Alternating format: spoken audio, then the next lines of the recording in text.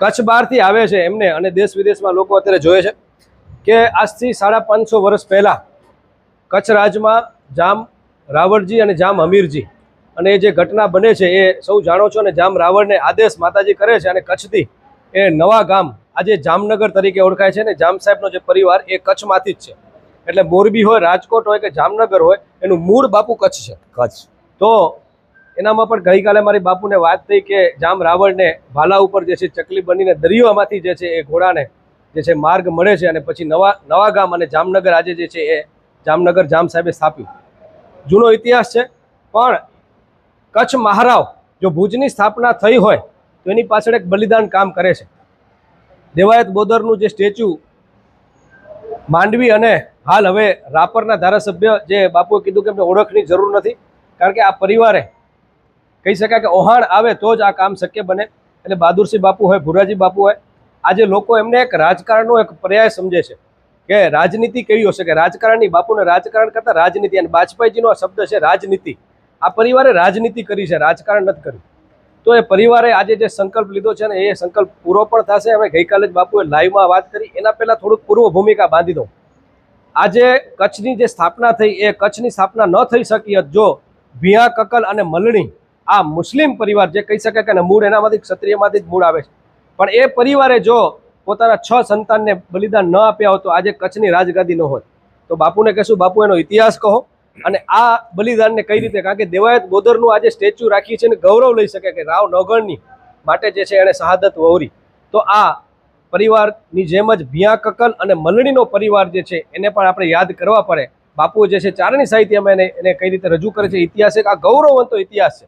અને એનું સ્ટેચ્યુ બનાવવા માટે માનનીય વિરેન્દ્રસિંહ બહાદુરસિંહ જાડેજા રાપર ધારાસભ્યને જ્યારે વિચાર આવ્યો છે ત્યારે એમનું કોઈ પૂર્વ ભૂમિકા બાંધવાની જરૂર નથી, કારણ કે 100 દીકરીઓના કન્યાદાનનું પુણ્ય એમને મળ્યું છે. અને આ પરિવાર પાસે જ્યારે કોઈ વ્યક્તિ જાય છે કામ લઈને ત્યારે 18 વર્ણનો હોય ત્યારે કામ થતા હોય છે. અને માંડવીમાં 5 વર્ષમાં જે થયેલા કામો છે લોકો યાદ કરે છે. બાપુના આવ્યા પછી તમામ સમાજ એક મંચ ઉપર બેસી, એક માંડવે બેસીને આજે જે છે એ સંપ, આજે પણ લોકો ધારાસભ્ય ત્યાં નથી પણ લોકો યાદ કરે છે બાપુને. એમની વાત કરશું ને આજે જે બાપુ ઇતિહાસની વાત કરશું ને આ પરિવારને જે એક વિચાર આવ્યો છે એના વિશે તમે બાપુ 2 શબ્દો કહેશો. વાહ. હું પહેલા તો આપણા ધારાસભ્ય વિરેન્દ્રસિંહ બહાદુરસિંહ જાડેજા પરિવાર છે, ભુરાજી પરિવાર છે, એને પહેલા તાળીથી ખૂબ વધાવો બાપ, વધાવો મારા હાવજને બાપ. કારણ નામ રહનતા ઠાકરા નાણા નહીં રહન, કીર્તિ ઊંડા કોટડાઓ તો પાડાય ન પડે. અમે ચારણો સત્ય કહેવા વાળા છે, પણ અમને આજ ઉગી આવ્યું છે કે વળી નાની અકલ વધુ ઉદળે એના આસાર, એવું દેજો દાતાર કહે ત્રુમાણા હાંભળા. બેટો બાપ તણો ચીલે ચાલે નહીં તો જનની કહું જણે વાહમું લાગે વેરડા. જે પોતે ભાઈની ઉંમરેથી નાની જ છે, વિરેન્દ્રસિંહની કઈ ઉંમર નથી બાપ, પણ રાજપૂતનું લોહી છે બાપ, કે જેને રૂવાડે રૂવાડે ખુવારી, જેને રૂવાડે રૂવાડે નાનાથી નાની મોટો માણ 18 વરાણ, એક નહીં હો 18 વરાણ. બીજી વાત એમના દીકરા કુલદીપભાઈ, નામ તો કુલદીપભાઈ છે, અમે રાજોભાઈ, આમે રાજા જ છે, અમારા માટે રાજા જ છે. 18 વરણનો, ચારણો નહીં 18 વરણને.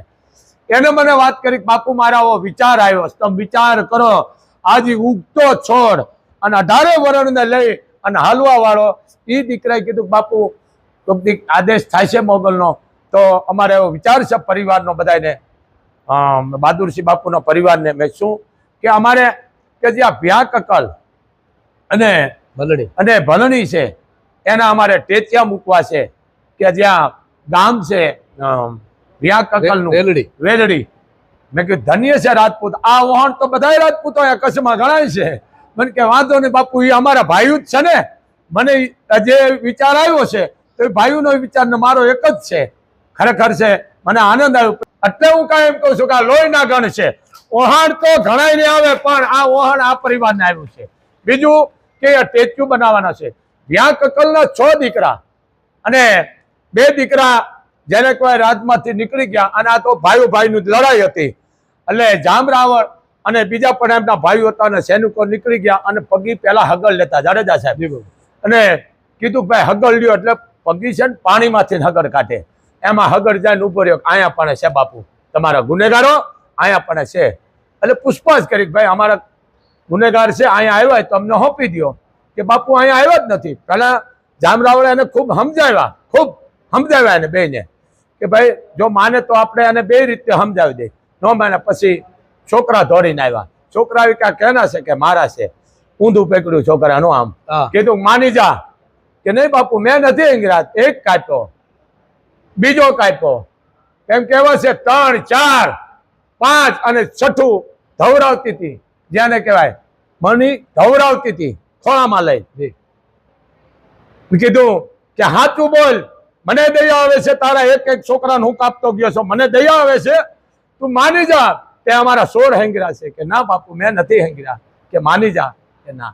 એ 6 મહિનાનું હોય કે 7 મહિનાનું એ ધાવતું થયું, એને લઈ અને પૂરું કરી નાખ્યું. પછી જામ રાવળ પસ્તાણા બહુ, ઓહો મેં આ ખોટું કર્યું છે, મેં આને બહુ ખોટી સજા દીધી, આવું મારે કરાય નહીં.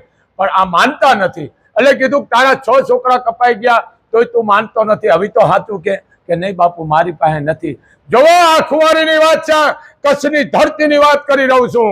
આ કચ્છની ધરતીના માનવીઓની જેને કહેવાય ખાનદાનીની તાકાત, લોહીની તાકાત અને વચનની તાકાત. અને કીધું કે ના બાપુ.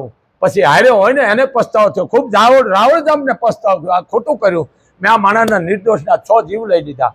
પણ જ્યારે એ દીકરાને મોકલી દીધા મામદ બેગડો, જી અમદાવાદ બેગડો, કે જેને 2 ગઢ જીત્યા હતા એટલે બેગડો કહેવામાં આવે છે. એટલે ત્યાં મોકલી દીધા. આપ જાણો ટૂંકમાં છે, આ વાત બહુ મોટી છે. 3 કુંવર રાયબ સાહેબ અને ખેંગા. હા, રાયબ સાહેબ અને ખેંગા 3 કુંવર. પછી 18 વર્ષના થયા અને એને માણસો મોકલ્યા, બધું મોકલ્યું અને લડાઈ કરી. પણ હવે પેલા એ રાજપૂતને વિચાર આવ્યો કે જેના માટે અમે જીવી છે, જે અમારો ઇતિહાસ ઉદળો રાખ્યો છે, અને અમે જો જીવતા રહ્યા હોય તો આ બેયને પહેલા બોલાવો, પછી તમે ગાદીએ બેહી, ત્યાં સુધી ગાદીએ ન બેહી. તો વિચાર કરો આ રાજપૂતોની ખાનદાની, એના લોહીના ગણ જુઓ. અને ટૂંકમાં વાત છે, એ ગાદીએ બેઠા અને કીધું કે બોલો કે તમને કોઈ એમ ફાંસી નહીં દે, અમે તમને કોઈ સજા નહીં દઈ, તમે જે ગુના કરશો આ કચ્છની માલકો, રાની માલકો તમારા ગુના માફ છે. આ ઈ પરિવાર છે બાપ. અને કીધું કે જો આ ભિયા કકલ અને આ મલડી જો ન હોત તો અમે ન હોત, કારણ કે 600 દીકરાના બલિદાન દઈ દીધા. એટલે અમે કહી છે આ ઈ પરિવારને વિચાર આવ્યો. આ પરિવાર, હું કોઈનો વિરોધ નથી કરતો, પણ મને આનંદ એટલો, બીજી વાર હું વારને રિપીટ કરું કે આ પરિવારને કે બાપુ આવું અમારે કરવું જોઈએ, બધા રાજપૂતોને થાય. અને આ પરિવારને વિચાર આવ્યો, ભલે 100 મહિને કરે, 12 મહિને, 2 વર્ષે કરે, પણ જે એને વિચાર આવ્યો ને કે આ મોગલે મોમાઈ નાવરે નોંધણી લીધી. ધન્ય છે મારા બાપ, તમને ધન્ય છે કે આ વિચાર, કારણ કે રૂપિયો તો બધાની પાસે છે, સમજી લેજો, પણ વહાણ આવું મોટી વાત છે. એમ આને કરણને જેમ બાપુ વહાણ આવ્યું ને એમ આ પરિવારને આવ્યું. કરણની એક વાત કરું, કાયમ માટે કહું છું, એ પરિવાર મને કહેતો નથી, પણ હું ચારણ છું, હાથું બોલવું અમારા લોહીમાં છે, ખોટા વખાણ ન કરી. જયારે ભારતના ઋષિઓને યજ્ઞ કરવો તો બાપુ, યજ્ઞમાં આપ સમજો છો ને કે લાકડા જોતા, સરપણ વરસાદ હતો એટલે બધા લાકડા બળી ગયા, અરે લીલા હતા. ઋષિઓનો તો કારણ કે ક્રોધી ઋષિઓ હતા, દુર્વાસાના બધા, કીધું પાંડવોને કે અમારે યજ્ઞ કરવો છે અને તમે અમને લાકડું આપો. સરપણ કે ભાઈ વાત હતી, વરસાદ બહુ છે, એલી થઈ છે 15 દિન, લાકડું ક્યાંય છે નહીં, બધા લાકડા પલળી ગયા, તમારે યજ્ઞ થાય છે નહીં. જયારે ભારતના ઋષિઓ કૌરવો પાઈ ગયા, કારણ કે દુર્યોધન છે, પાંડવો છે, અને ભાઈનો મામલો. દુર્યોધન કોઈ જીવનો નાનો નતો, દુર્યોધન દાતાર જ હતો, પણ એનો ભાઈનો પ્રશ્ન હતો. એમ દુર્યોધને ના પાડી દીધી, વરસાદ છે પણ લાકડું એટલું બધું તમારે યજ્ઞ પૂરો પાડે એટલું છે ને. પણ જયારે ભારતના ઋષિઓ કરણની પાસે ગયા ત્યારે કીધું કરણ અમારે યજ્ઞ કરવો છે બાપ, તો લાકડા છે નહીં. બધા ભાઈઓમાં ગયો તો બધા ભાઈઓ તમારા ના પાડી દીધી કે લાકડા બધા પલ્લી ગયા, તમારો યજ્ઞ નહીં થાવ. અને એ કરણને ઓહાણ આવ્યું અને માણસોને કીધું અશ્વશાળા ખોલી મૂકી દો, ઘોડાને છૂટા મૂકી દો, આપણે પકડી લઈશું. અને આડ્યું જે કઈ છે ઘોડાસીમાં એ કાઢી અને ઋષિઓને આપો ને, એ ઋષિઓનો યજ્ઞ કરાણે પૂરો કરાયો હતો. ત્યાં બધા મૂંઝાણો કે આપણી પાસે હતી અશ્વશાળા, આપણી પાસે હતી, આપણે નહોતા, પણ ઓહાણ આવું મોટી વાત છે, ઓહાણ કરણ ને આવ્યું. એમ આ મ્યા કકલનું બિરલીમલનું આ જે ઓહાણ આવું કે આ પરિવારને તાળીથી વધારે એને ઓહાણ આવ્યું છે બાપ, કે અમારે અહીંયા ટેતિયું બેહારું છે, બે માણાનું દોનો બનતી. બાપુ 550 વર્ષ પછી સાચી જો કદાચ એની અંજલિ કહેવાય કે સાચી એમની જે છે એ આપણે કદર કહેવાય, એ 2024 માં આજે આ પરિવારને આવી છે, તો બાપુ ખરેખર એ રાજ પરિવાર વતી પણ એક મોટું એક આ પગલું ભરાયું છે અને મને લાગે છે કે આ શરૂઆત ભચાઉથી થાય અને પછી જે છે એ ભુજમાં ને અલગ અલગ જગ્યાએ છત્રીઓ જે છે એમાં ચોક્કસ અને સમાજના પ્રમુખ પણ છે. તો આ મને લાગે છે કે આ શરૂઆત બાપુ જે છે એ વાગડથી થઈ છે અને ભચાઉથી થઈ છે. તો એને કઈ રીતે જુઓ છો બાપુ? વાહ, ખૂબ ખૂબ પહેલા તો હું એને આશીર્વાદ આપું છું જાડેજાને કે મારી વાત સમજો. આપ તો જાણો છો મોગલ રોજના 9-10 લાખ રૂપિયા આવે છે, રૂપિયો અંબોરી દે. અહીંયા માતાજીની કૃપા કે બાપુ આપ જો કયો તો અમારે માતાજી આપ જાણો છો આપે હોતા આવ્યા હતા. આ માતાજી મોમાઈ અને મોગલની 5 પ્રતિષ્ઠા આ પરિવારે કરી છે. 2 કુંવરના હાથથી, રાજાભાઈ અને જે જયદીપભાઈ છે 2 ભાઈને હાથથી થયો છે. અહીંયા પણ આ માતાજીની જે 5 પ્રતિષ્ઠા કરી મોગલની મોમાઈની આ પરિવારે કરી છે. બીજું એ એમ નથી કીધું અમે કર્યું, એ કોઈ દી નહીં કે અમે આ કર્યું, એ આજની તારીખમાં નહીં કે, કારણ કે રાજપૂત છે ને. બીજી વાત કે કોઈ પણ કાર્ય હોય ફોન કરું કે ભાઈ આ છે, કાંઈ વાંધો નહીં બાપુ. મેં કાલ ફોન કર્યો, મારા બાપ આવી જાવ ને, એને ખબર છે કે બાપુ બોલાવે જવું પડે, પણ આજ આ માણસ આપણે સમજી છે હાંકળે બાંધી લઈ આવો તો ન હોય, કારણ કે એના કામમાં નવરા નથી. અને હું જાણો છો મારી પાસે કાંઈ હોય ને પણ મેં ખાલી મિસ કોલ કરું, ફોન આવે બોલો બાપુ, એટલે મને આ ગૌરવ છે આ પરિવાર માટે. એમ બીજું કે માને મેં પ્રાર્થના કરી માં આ પરિવારને કરવા વહેલા ઘડે તું વધારે અને આના વિઘન આવરણ બધા મને દઈ દે, કારણ કે રાજપૂતનો દીકરો છે, મોરના ઈંડા સિતરવા પણ હોય નહીં. પણ બીજું કે જેટલું આપણે મોલ વાવીને બાપ એમાં ઉગારણ હોય, ઉગારણ કાઢવું પડે એમ. એટલે કોઈક ટીકા કરે તો જ આપણે આગળ આવી, નકર આવે નહીં. એમ આ રાજકારણ એના લોહીમાં છે, એટલે હું કોઈ વખાણ નથી કરતો, પણ ધન્ય છે આ પરિવારને. અને બીજી વાત હું એ પણ કરતો હતો કે દેવાયત બોદરનું ટેચ્યુ બેહાર્યું, મેં રાજાભાઈને બોલાવ્યા. મેં રાજાભાઈ ધન્ય કે બાપુ તમે જ કહો છો કે 18 વર્ષને લઈને ના લાય, 18 વર્ષનો સાથ સહકાર લઈ અને આ ટેચ્યુ મૂક્યું છે. અને હજી ઘણા એ પણ મુકાવ્યા છે, એવું નહીં કે 1 વર્ષ, 18 વર્ષનું. કે બાપુ જો દેવાયત બોદરે બલિદાન દીધું હોય તો આ 6 દીકરા દીધા છે, તો એનું ટેચ્યુ અમે કેમ ન મૂકી? એમના દીકરા રાજાભાઈના વિચાર એમના બાપુજી છે, પણ જો કે એ દીકરા જેવા જ છે માં, પણ માના એની ઉપર ખૂબ ખૂબ આશીર્વાદ છે. અને અમારા ધારાસભ્ય છે, નતા દેદી અમારા ધારાસભ્ય છે તો અત્યારે અમારા માટે ધારાસભ્ય છે. એમ ખૂબ 18 વર્ષના કામ કરે છે, એવું નહીં કે 18 વર્ષના. પણ વસ્તુ શું છે, હવે તમારે ખોટો ધંધો કરો પછી કોઈ ભાઈ મારું કામ નથી કરતા, એમાં હું એમને ના પાડું છું. આ જાહેરમાં કહું છું ને લાઈવ દ્વારા. પણ વસ્તુ એક છે, કોઈ તમારે પ્રશ્ન હોય ભાઈનો આ તે સમાધાનનું, એમાં ઉભા રહે. બાકી ખોટી વાતમાં એ ક્યાંય ભલામણ કરતા નથી. એ મને હોત કીધું છે કે બાપુ હું ખોટી વાતમાં ક્યાંય ન ઉભો રહું, કારણ કે હું રાજપૂત છું. સાચું હોય છે તો હું કહીશ, તો ખોટી વાતમાં મને કોઈ ભલામણ જ ન કરશો. વાત સાચી છે, આ શબ્દ મને બહુ ગમે છે બાપુ. ખાસ કરીને તમે ઘણીવાર કહેતા હો છો કે સંસ્કાર અને સંપત્તિ બે ઘણીવાર ભેગી ન હોય. આ સંપત્તિ હોય તો સંસ્કાર ન, પણ આ બાપુ આ પેઢીએ અત્યારે રાજાભાઈ તમે વાત કરી તો દાદાના ગુણ દેખાય કે બહાદુરસિંહ બાપુના જે આખા જે ગુણ છે એની અંદર દેખાય કે કઈ રીતે બધાને ભેગા લઈને જે ચાલવું. તો બાપુ સંસ્કાર અને સંપત્તિ એ સત્સંગ વગર અને અધ્યાત્મ વગર શક્ય નથી. અને રાજનીતિમાં લોકોને તમે જોયું છે કે એકવાર નશો ચડી જાય એટલે પછી ઘણીવાર બધા ચૂકી જતા હોય છે, પણ આ પરિવારે બાપુએ પરંપરા જાળવી રાખી છે. ડાઉન ટુ અર્થ જે અંત્યોદયની વાત કરે કે છેવાડાના માણસની ચિંતા કરી છે, ને આ વિચાર આવ્યો છે, તો ખરેખર એ એક અન્ય લોકો માટે પ્રેરણા સ્ત્રોત છે. વાહ, આ વસ્તુ મૂળ એક છે, લોહીના ગુણ. આપણે કહીને મોરના ઈંડા સિતર આપવાનું ન હોય, એમ હસ છે ને હસ છે બાપ, અને બગલો છે બગલો છે. હસને જો મોતીનો ચાર હોય, કારણ કે એ કદાચ ભૂખો હોય ને તો એ ખડ ન ખાય. એમ આ વસ્તુ લોહીના ગણ છે. મેં તમને પહેલા કીધું ને કે નામ રહનતા ઠાકરા નાના નહીં રહન, કીર્તિ ઊંડા કોટડાઓ તો પાડ્યા ન પડે. આ પરિવારનું આ નામ આવેલું આવે, પેઢીઓની પેઢી. કોણ કે ભુરાજી પરિવાર, કોણ બહાદુરસિંહના પરિવાર, એક વાત છે. પણ મૂળ વસ્તુ શું છે? લોહીના ગણ છે. આ એક બેંક પેલેસ એને મળી છે. બેંક પેલેસ સમજાય, જે સારા કામ કર્યા છે, સારા રસ્તે આંગળી સીધી છે, કોઈ પણ ગરીબને જ્યારે કે આતડી ઠારી છે, કોઈનું કન્યાદાનનું પુણ્ય આવી તો એને કેટલી દીકરીઓ પરણાવી છે. હો નહીં તો 12 મહિને પરણાવે છે આવી દીકરીઓ. આવી ઘણી દીકરીઓના કન્યાદાનના પુણ્ય લીધા, એનો સાક્ષી હું છું.